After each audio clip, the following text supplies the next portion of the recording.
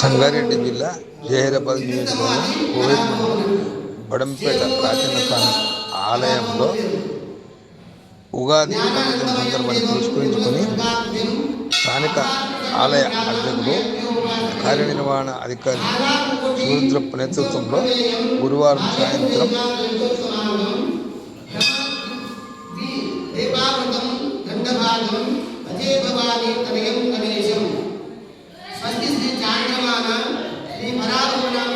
నూతన పరాభవన సంవత్సర పంచాంగ శ్రావణ కార్యక్రమం నిర్వహించారు. గురువారం వచ్చింది కావున ఈరోజు గురుడు అధిపతి,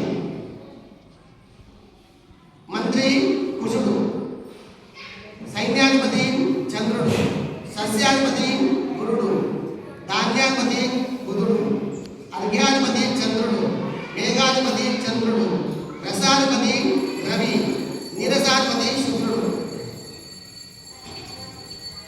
స్వస్తి శ్రీ పరాభవ నామ సంవత్సరం.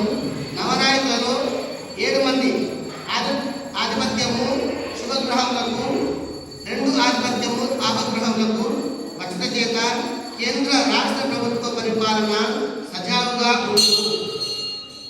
అటు కేంద్ర ప్రభుత్వము ఇటు రాష్ట్ర ప్రభుత్వము సరి సమానంగా సజావుగా సాగుతుంది.